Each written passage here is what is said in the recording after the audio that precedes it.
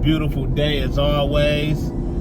I just got a call in from one of the dealerships I've been reaching out to, and I'm actually about to go look at a Nissan Z. Yes, it's not the spec that I wanted, but I'm going to look at a Nissan Z just to be certain like this is what I want. So far, I love the color, I love the interior that they provide, but it's something that's like kind of off to me, and I'm curious to see like fit in there.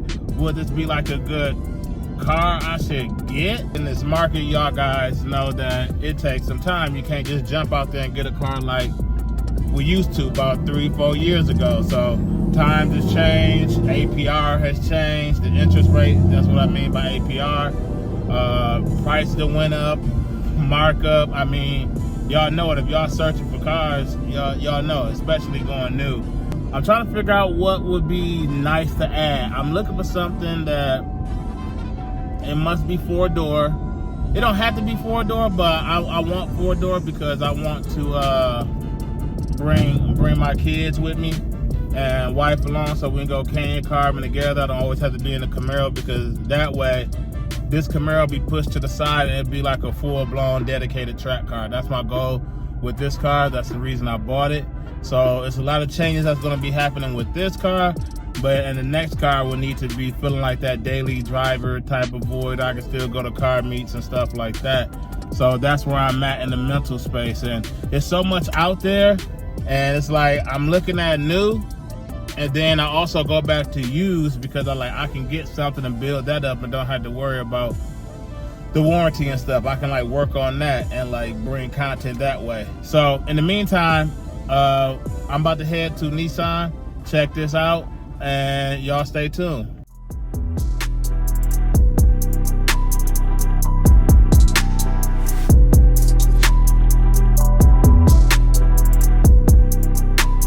All right, y'all, we have arrived here at Jim Click. That looks pretty good. I like the color. I thought it was in black, but okay. No, just the black roof. Okay. Yeah.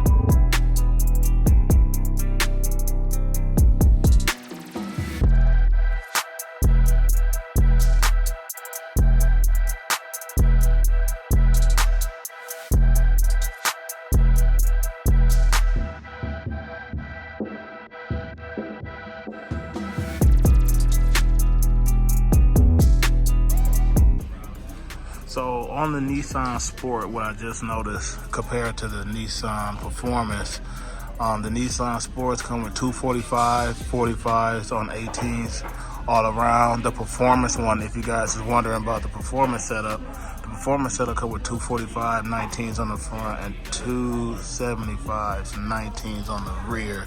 So it's some things I like about the Sports, but it's some things I dislike, which is stopping me from buying this.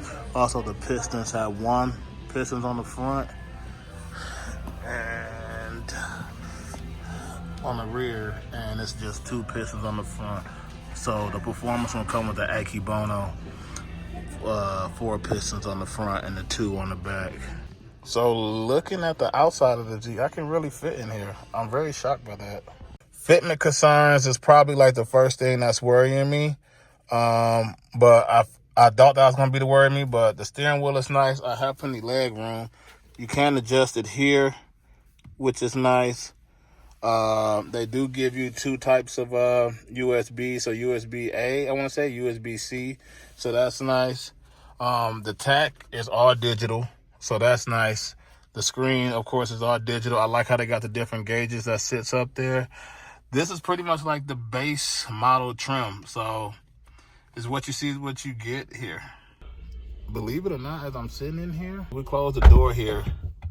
Like, I have plenty of room, as y'all see, standing this way. So I could fit a helmet. Big as a guy that I am, I can fit in here just fine. So I really can't complain there.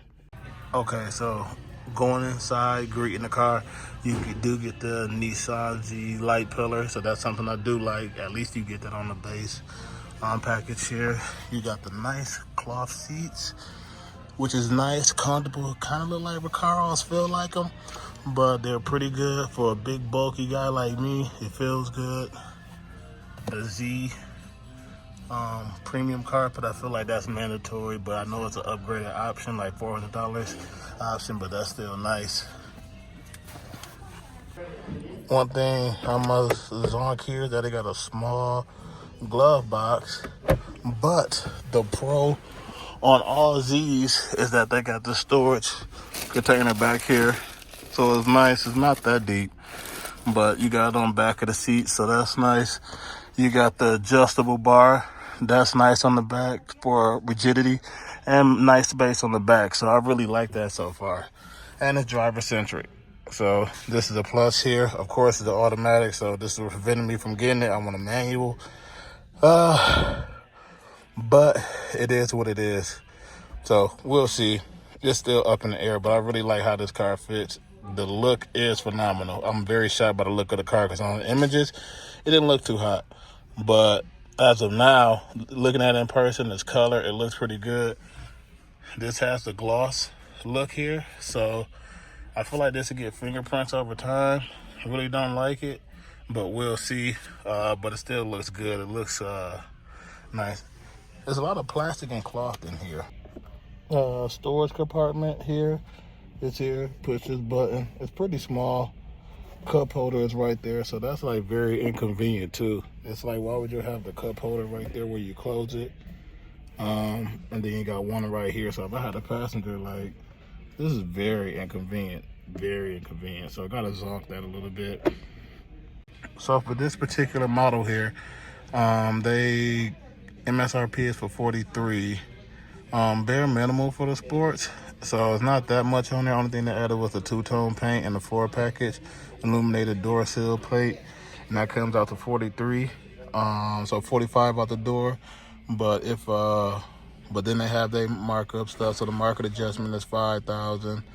Then the door guards, nitrogen and premium tint brings it out the door to like $50K. So $52 out the door for this particular model here as it sits. And so we'll get to like the exterior, which is that nice silver trim.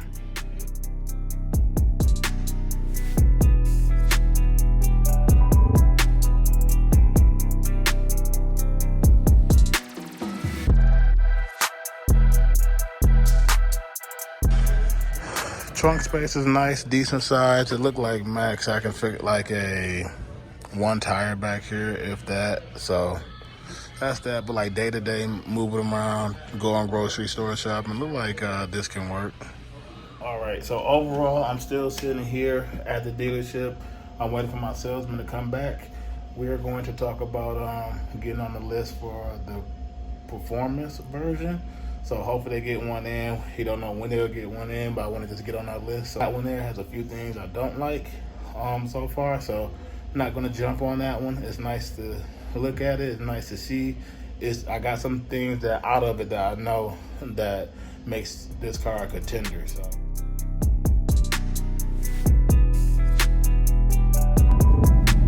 All right, y'all. So now to update you guys on what's going on. Stalled right in the parking lot. Don't make no sense. Because I had a parking brake on.